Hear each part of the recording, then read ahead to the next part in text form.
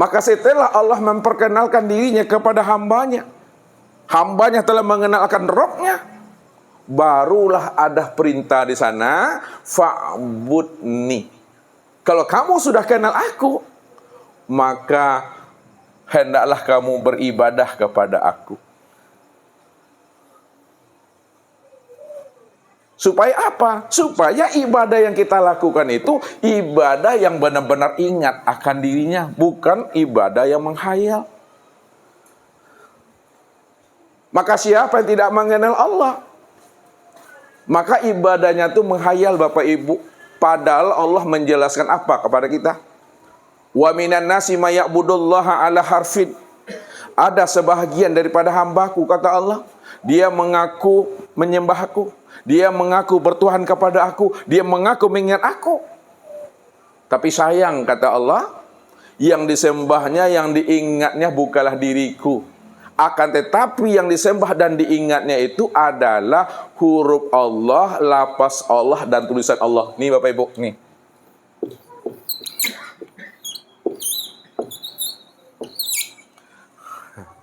Allah itu bukan huruf, Allah itu bukan lafaz, Allah itu bukan asma, Allah itu bukan kata-kata. Siapa yang mengatakan Allah itu adalah huruf, lafaz, asma, dan kata-kata, lalu lafaz Allah itu yang dihadirkannya di dalam pikirannya, lafaz Allah itu yang dihadirkannya dalam hatinya, lafaz Allah itu yang dibayang-bayangkannya di dalam pikirannya, maka sesungguhnya dia telah menjadikan kulima Allah itu menjadi berhala dalam hati dan pikirannya. Ini berbahaya, Bapak Ibu. Makanya pantas Nabi katakan apa? Man abdal asma dunal makna fahuwa kafir.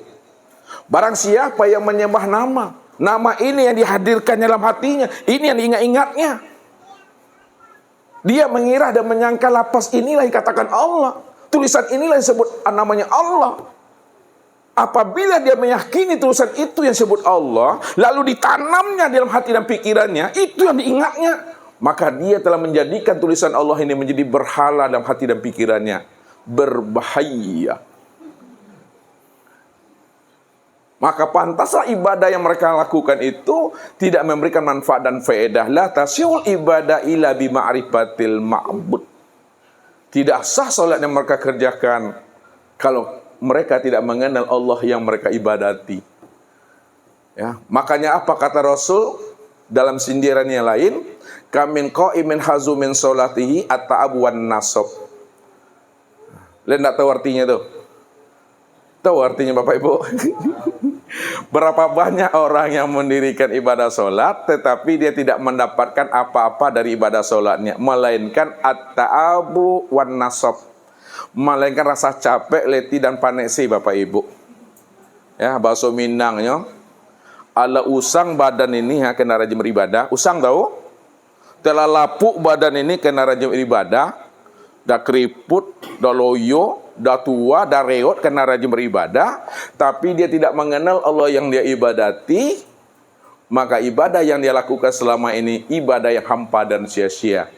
Itu yang Ustaz katakan ibadah yang terkicu di nantarang, namanya Bapak Ibu. Makanya syarat pertama amal soleh itu adalah wajib mengenal Allah. Pertanyaannya, kalaulah amal soleh itu syarat yang pertama adalah mengenal Allah, lalu bagaimana jalan mengenal Allah? Bagaimana jalan mengenal Allah? Untuk mengenal Allah itu amat sangat mudah, Bapak Ibu. Tidak ada orang mengenal Allah itu gila. Kalau ada orang mengenal Allah gila, bawa sama ustaz. Gila berjudi, gila berbini, gila bampok, bawa sama ustaz. Sehat tuh. Mengenal Allah ini paling mudah. Kenapa paling mudah mengenal Allah? Sebelum Allah memerintahkan ibadah solat, sebelum Allah menyuruh kita ini mengerjakan ibadah, maka Allah lebih dahulu memperkenalkan dirinya. Kan mudah itu. Ilmu yang paling mudah, Bapak Ibu. Bukan ilmu yang menakutkan, bukan ilmu yang mengerikan.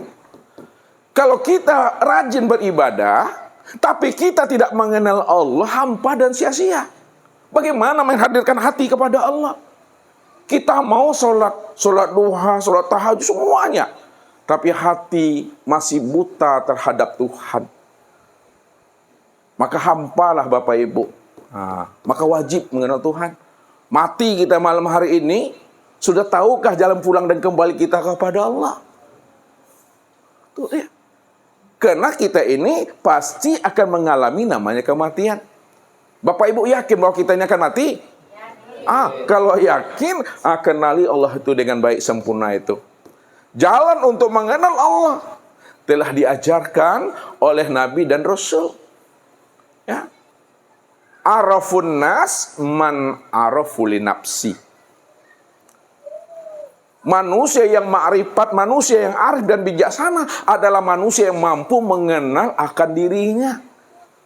Itu artinya untuk mengenal Allah wajib kita mengenal diri. Makanya orang-orang tua dahulu menghantarkan kaji ini kepada anaknya dengan cara berkias. Baca alam pada diri. Makanya ada namanya alam makro, ada namanya alam mikro. Alam makro ini alam semesta. Sanurihim ayatina fil afaq. Baca alam semesta ini. Inilah bukti wujud tandanya diriku, kata Allah. Baca alam pada diri.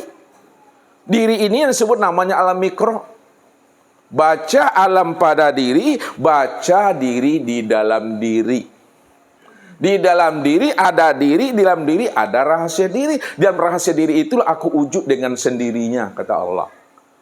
Berarti mengenal Allah itu jalannya adalah mengenal di diri. Man arafa nafsahu faqad arafa rabbahu.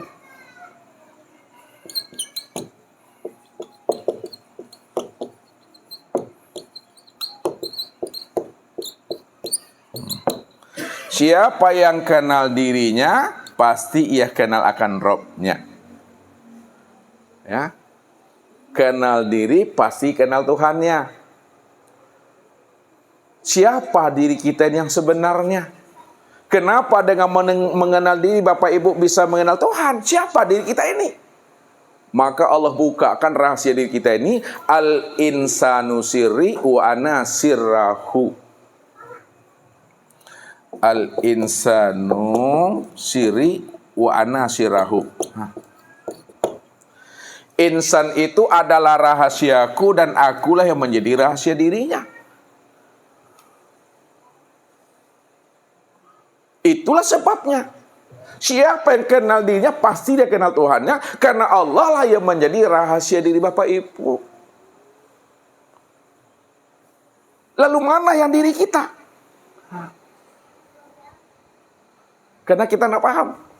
Makanya untuk mengenal diri, belajar kita mengenal namanya mati, Bapak Ibu. Nah nih, kalau Bapak Ibu mengenal diri, jalannya belajar mengenal mati. Bagaimana belajar mati, Ustadz? Kita aja belum mati, bertanya sama orang mati pun tidak dapat jawabannya. Ya, padahal untuk mengenal diri mesti belajar mati. Kita belum pernah mati. Bagaimana cara belajar mati?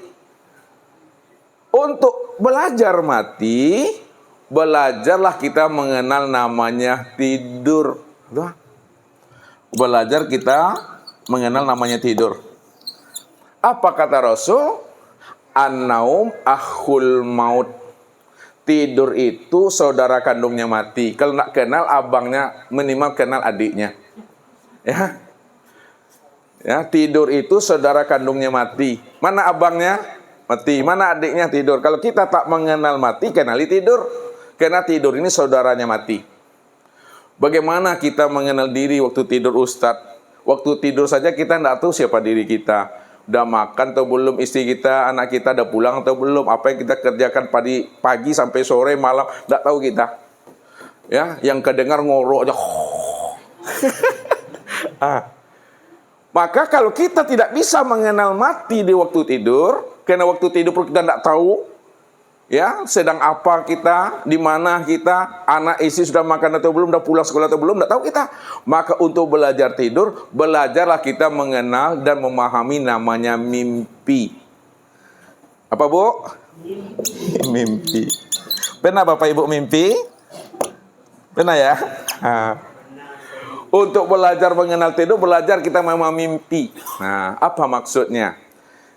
Kita mimpi Bapak Ibu pergi ke rumah ayah bunda, pergi ke rumah teman, sampai ke rumah ayah bunda kita makan, kita mandi, kemudian pergi ke rumah teman main futsal, ya, olahraga kita sana. Pertanyaannya, ketika Bapak Ibu mandi di rumah ayah bunda, mana yang mandi yang tidak basah dengan air, makan tidak pakai tangan, berlari tidak pakai kaki, memandang tidak pakai mata, mendengar tidak pakai telinga, berkata dengan tema dan ayah bunda kita pakai mulut, padahal kita dalam keadaan ngorok aja tuh. Bisa nyambung tuh?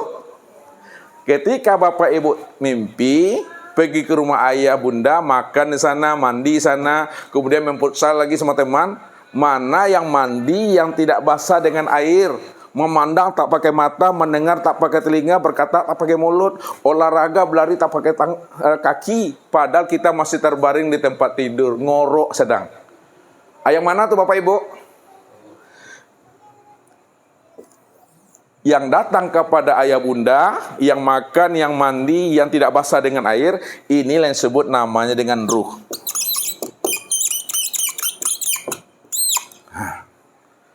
Ini yang ruh tuh Bapak Ibu.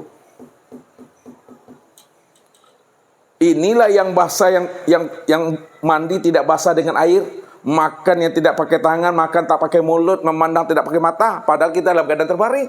Bahkan kejar kita sama namanya si gugu, teriak-teriak kita, padahal kita di dalam tidur. Ini Bapak Ibu yang ruh. Ruh inilah yang dikatakan diri Bapak Ibu nih. Nah, ruh ini yang diri Bapak Ibu. Makanya untuk mengenal Allah, kenali diri. Maksudnya kenali ruh itu. Siapa ruh itu? Makanya Allah katakan, wa yas'alunaka 'anir ruh quli ruh min amri rabbi wa ma utitu minal ilmi ila qalila. Mereka bertanya kepada engkau hai Muhammad tentang ruh, katakan hai Muhammad bahwa ruh itu adalah urusan aku, kata Allah. Tidaklah aku beri kamu pemahaman tentang ruh malaikat sedikit. Sedikit itu maksudnya sedikit yang tahu dan sedikit pula yang diberitahu oleh Allah. Sedikit menurut Allah, udah banyak menurut Bapak Ibu tuh dah. Banyak menurut kita, seiprit belum cukup lagi kata Tuhan. Seiprit tahu? Nah, coba secuil. Itu dia, sedikit. Sedikit menurut Allah, dah wow, tuh banyak menurut kita tuh. Banyak menurut kita, seiprit belum lagi itu. Sebesar atom molekul belum lagi. Kenali ruh. Siapa ruh ini yang sebenar-benarnya? Maka, ruh inilah yang dikatakan rahasia ilahi. Ruh ini yang dikatakan rahasia Allah. Maka, memahami maknanya secara hakikat, mereka bertanya kepada engkau hai Muhammad tentang ruh, katakan hai Muhammad bahwa ruh itu tiada lain adalah diriku, kata Allah. Kenapa dikatakan ruh itu tiada adalah diriku? Siapa ruh ini sebenarnya? Ruh inilah yang dikatakan, nah lihat Bapak Ibu, ruh inilah yang disebut namanya dengan napas. Napas. Ruh itu yang disebut namanya napas yang keluar masuk, turun naik melalui batang hidung ini. Siapa napas? Napas itulah yang disebut namanya dengan nyawa. Nyawa, nyata wujud Allah. Meliputi sekalian batang tubuh dan memenuhi sekalian rongga tubuh. Mana yang dikatakan nyawa? Yang dikatakan nyawa itu adalah hayat. Hayat apa artinya? Hidup. Hidup. Mana yang dikatakan hayat yang sebenarnya? Yang dikatakan hayat yang sebenarnya itu adalah zat semata-mata. Siapa nama zat itu? Itu tiada lain adalah Allah. Makanya Allah katakan, Fazalikumullahu rabbukumul haq. Maka zat yang demikian itulah Allah. Fazalikumullah rabbukumul haq. Maka zat yang demikian itulah Allah Rabbmu yang sebenar-benarnya. Disitulah rahasianya, bahwa sesungguhnya ruh itu adalah napas, napas itu adalah nyawa, nyawa itu adalah si hayat, yang hidup itu hanya zat, yaitu Allah semata-mata. Itulah rahasianya. Al-insanu siri wa nasirahu. Siapa yang kenal akan dirinya, pasti dia kenal aku. Sebab dirimu adalah rahasiaku dan akulah yang menjadi rahasia dirinya, kata Tuhan. Begitu hampir dan dekatnya Allah dengan diri kita. Kalau tidak ada hayat pada diri kita, tidak ada yang hidup pada diri kita, bisakah kita ini bergerak, Bapak Ibu? Tidak bisa. Maka dikatakan bergeraknya tubuh itu kena ruh. Kalau kita sholat, secara pandangan zohir, secara pandangan mata, yang nampak yang sholat berdiri itu kan tubuh. Tapi bisakah tubuh ini berdiri? Bisakah tubuh ini memandang mendengar kalau tidak ada ruh? Tidak bisa. Siapa ruh itu? Ruh inilah yang disebut namanya rahasia diri Allah itu. Apakah dia Allah? Bukan. Namun tiada lain Allah itu sendiri. Ini bahasa kias. Ruh itu adalah rahasia Allah. Akan tetapi ruh itu bukan Allah. Walaupun roh itu bukan Allah, namun tiada lain Allah itu sendiri. Ustaz melatih pandangan Bapak Ibu. Ya, buih dengan ombak. Ombak atau air ya. Buih, ombak atau air. Walaupun buih atau ombak bukanlah air, namun buih dan ombak tiada lain adalah air itu sendiri. Bisa memahami itu? Walaupun buih itu bukanlah air, namun hakikatnya tiada lain adalah air itu sendiri. Berpisahkah air dengan buih? Berpisah air dengan buih, Bapak Ibu? Tidak berpisah, Bapak Ibu. Karena dia tidak berpisah, dikatakan dua yang tiada bercerai atau dua yang tiada berpisah. Berarti air dengan buih, air dengan ombak adalah esa dia, Bapak Ibu. Walaupun buih tidak dikatakan air, namun hakikatnya tiada lain air itu sendiri. Kita buat contoh yang lain lagi biar mantap pemahamannya. Kita ambil gelas kosong. Kita isi air panas, lalu ditutup. Setelah kita tutup 5 menit, lalu buka tutupnya. Apa yang nampak ditutup ini, Bapak Ibu? Uap ya? Uap. Secara pandangan syariat, ini pandang syariat itu pandang mata ini. Apakah ya uap ini air panas? Ini kan air panas nih, air panas. Ini uap. Kita pandang dengan pandangan zohir dulu. Pandang zohir itu pandang mata ini ya. Pertanyaan Ustaz, apakah uap ini air panas? Iya atau tidak? Tidak. Uap sebutlah uap, air panas katakanlah air panas. Ya, ini secara syariat namanya secara pandang ini, Bapak Ibu. Lalu kita tilik lagi dengan pandangan hati. Ini hakikat. Apakah uap itu air panas? Secara pandang ini, apakah uap itu air panas? Tidak. Air panas. Ulang lagi. Ini pandangan hati. Pandangan hati. Apakah uap itu air panas? Iya. Panas. Iya. Kenapa dikatakan air panas? Karena hakikatnya berasal dari air panas. Bapak Ibu, usah ulang lagi. Ini belajar uap dengan air panasnya dulu. Secara pandangan zohir, uap ini bukan air panas. Ya, nggak mungkin Bapak Ibu minta air panas lalu minta uap. Bu, minta uap siapa 1 gelas? Secara pandangan zohir, uap bukanlah air panas. Namun secara hakikat hati, Uap itu tiada lain adalah air panas. Karena asalnya adalah air panas itu sendiri. Ini contoh. Kemana maksud yang sebenarnya? Ini saya antarkan Bapak Ibu, makanya mengajarkan ilmu tauhid ini berkias-kias. Ustadz minta maaf sama Bapak Ibu, Allah itu kan tidak boleh diumpamakan kan? Tapi bagaimanapun Ustadz akan mencoba menghantarkannya dengan cara kias untuk menghantarkan pendekatan saja. Air panas ini ibarat Allah. Sedangkan uap ini ibarat ruh. Nah, kita hanya kaji situ tadi loh. Pertanyaannya, uap itu adalah ruh, air panas itu Allah. Pertanyaan Ustaz, secara pandangan zahir, apakah ruh itu Allah? Tidak. Ustaz ulangi lagi, apakah ruh itu Allah? Tidak. Secara zahir tidak. Ruh katakan ruh, Allah katakan Allah. Lalu pertanyaan kedua, kita tilik dengan pandangan hakikat. Apakah ruh itu Allah?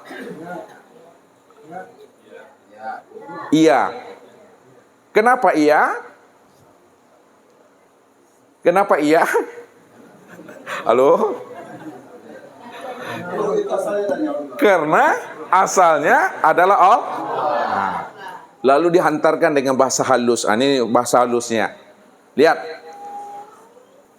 Ruh itu bukan Allah, namun tiada lain Allah itu sendiri. Bapak Ibu itu secara hakikat. Nah, ini saya ulang lagi biar Ustaz yang mencoba mengapakannya. Secara syariat ruh bukan Allah. Ya. Namun secara hakikat ruh ini adalah Allah. Sebab asalnya itu tiada lain adalah Allah itu sendiri. Nah, jadi untuk memudahkan Bapak Ibu, ruh bukan Allah, namun tiada lain Allah itu sendiri, Bapak Ibu. Kenapa dikatakan ruh itu tiada lain Allah itu sendiri? Karena ruh inilah yang disebut namanya sifat Allah. Nah, ruh ini yang disebut namanya sifat Allah. Dalam bahasa tauhid disebut namanya sifat ma'ani. Nah, sifat ma'ani itu ada 7. 1, 2, 3, 4, 5, 6, 7. Sama basar, kalam, ilmu, kudurat, iradat, dan hayat. Jadi ruh itu yang dikatakan sifat Allah. Ya. Nyatanya sifat hayat pada ruh itulah yang membuat ruh itu hidup. Nyatanya sifat sama basar Allah pada ruh itulah yang membuat ruh itu bisa melihat, bisa mendengar. Siapa sebenarnya yang hidup? Siapa sebenarnya yang mendengar, melihat, berkata, mengetahui, berkuasa dan berkehendak? Yang benar-benar hidup itu adalah aku, kata Allah. Akulah yang sebenar hidup. Kalau aku yang sebenar hidup, yang melihat itu adalah aku, yang mendengar itu adalah aku, yang mengetahui itu adalah aku, yang berkata itu adalah aku, yang kuasa dan berkehendak itu adalah aku, kata Allah. Maka disitulah Allah katakan wasifati la ghairi. Sifatku itu tiada lain adalah diriku sendiri. Wasifati la ghairi. Sifatku itu yang sama basal kalam ilmu itu tiada lain adalah aku tuh. Kita lihat batang tubuh kita ini Bapak Ibu nih.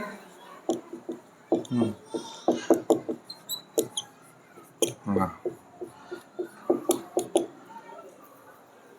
Secara syariat nampak tubuh yang bergerak nih. Ya. Nampak mata yang memandang, nampak telinga yang mendengar, nampak mulut yang berkata secara pandang syariat. Tapi secara pandang hakikat, tubuh ini bisa bergerak, bisa dia hidup, melihat, mendengar itu karena ada ruh. Ini ya. Ada ruh. Siapa ruh itu? Ruh inilah yang disebut namanya sifat Allah. Sifat Allah itu tiada lain adalah Allah itu sendiri. Makanya dikatakan wasifati la ghairi. Sifatku itu tiada adalah aku, kata Allah. Maka untuk menghantarkan pahamnya, tubuh ini bayang-bayang ruh. Nah, gitu cara memahaminya. Tubuh ini bayang-bayang ruh. Ruh itu bayang-bayang sir. Sir itu adalah bayang-bayang Allah.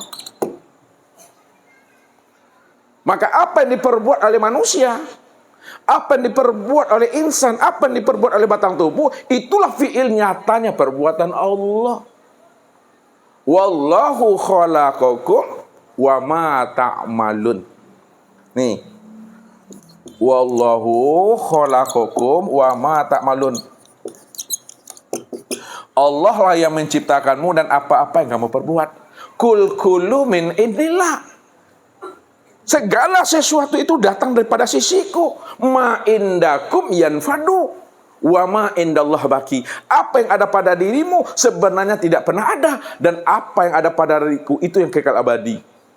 Barulah Bapak Ibu memahami bahwa diri kita di hadapan Allah, diri yang la haula wala quwata illa billah. Itu maksudnya diri kita ini di hadapan Allah, Bapak Ibu, adalah diri yang tiada. Nih.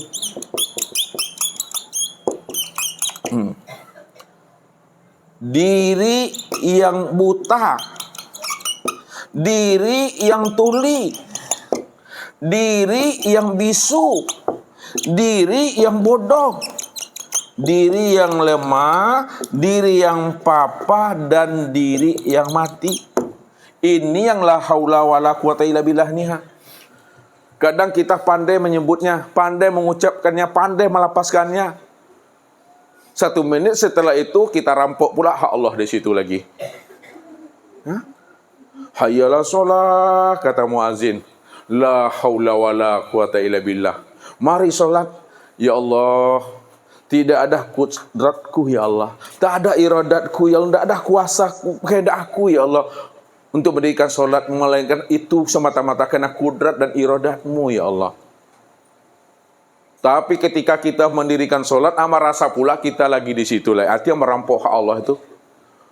Makanya Nabi katakan, man sholat sholatan falam ta'murhu bil ma'ruf walan tanhahu anil fahsya'i wal munkar lam yasdad biha minallah ila bu'da.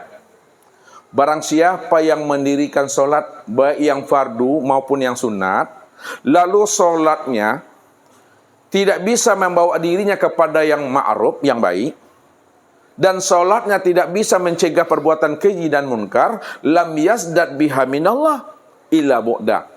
Maka solatnya bukan menambah dekatnya dirinya kepada Tuhan, bahkan bertambah jauh dengan Allah itu.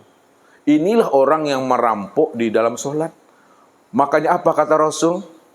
Seburuk-buruknya orang yang merampok, orang yang mencuri adalah orang yang mencuri di dalam solat. Lalu apa kata sahabat?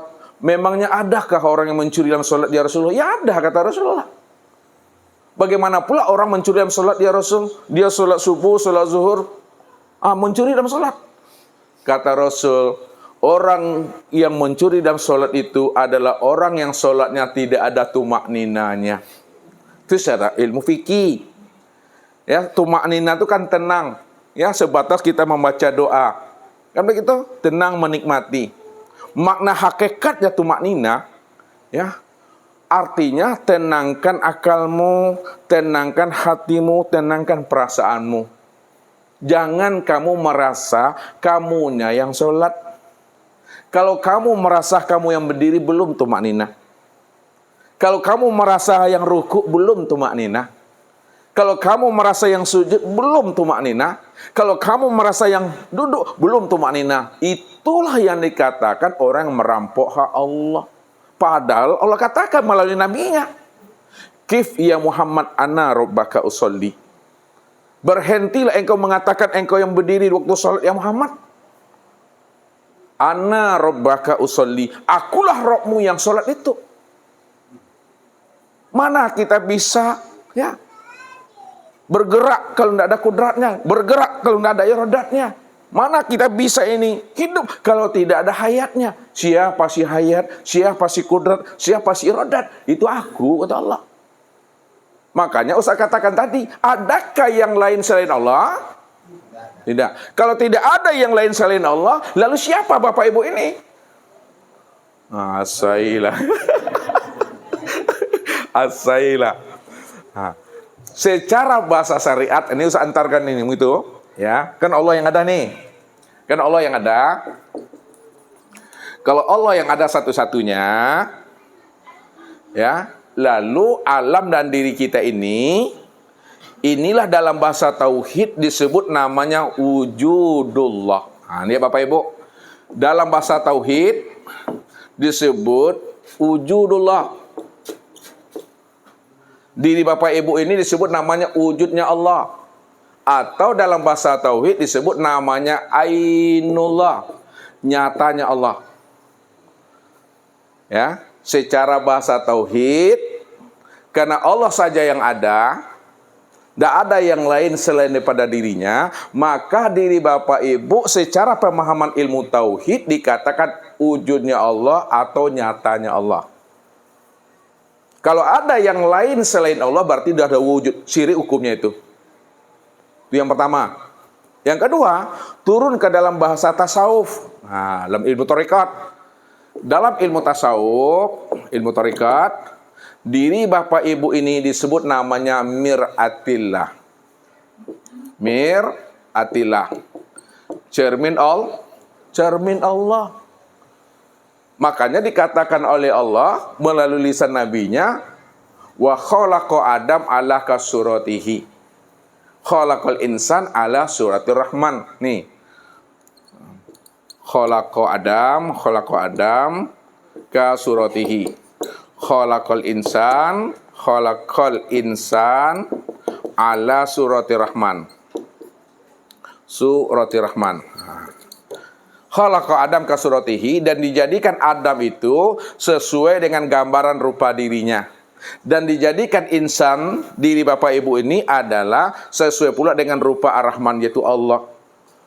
Jadi kalau dikiaskan, ya, sama ibaratnya air dengan embun tadi.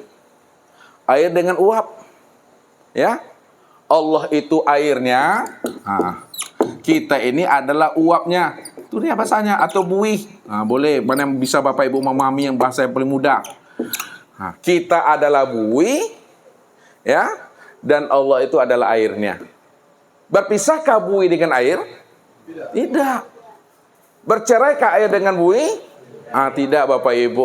Kalau dia tidak bercerai, itu artinya air dengan buih dengan air itu adalah esa.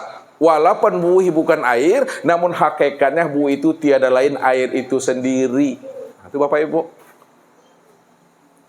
Kita dengan Allah jangan dipisah ceraikan. Kita dengan Allah jangan dipisah-pisahkan. Hubungan Allah dengan kita, hubungan kita dengan Allah itu dua yang tiada berpisah, dua yang tiada bercerai. Esa Bapak Ibu. Makanya kenalilah diri kita ini. Kalau kita sudah mengenal diri kita, maka disitulah kita kenal Allah. Karena Allah lah yang wujud dan yang nyata.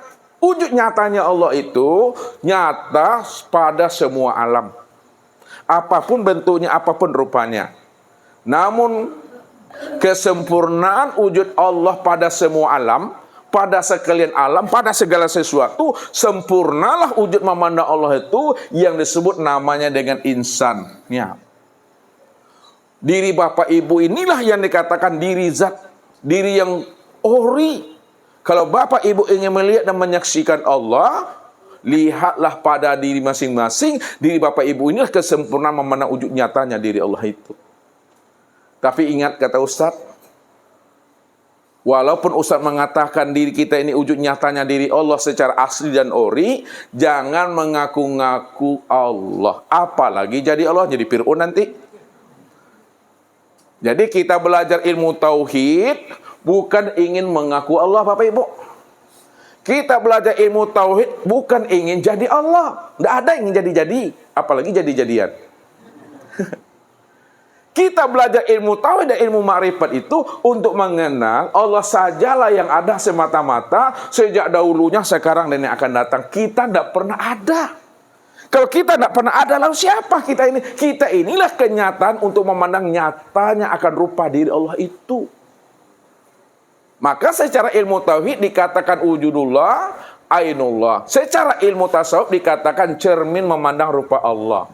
Secara ilmu syariat, ini yang banyak ilmu syariat fikih, ini yang sering kita gunakan bahasanya. Kita ini disebut namanya hamba Allah. Hamba Allah.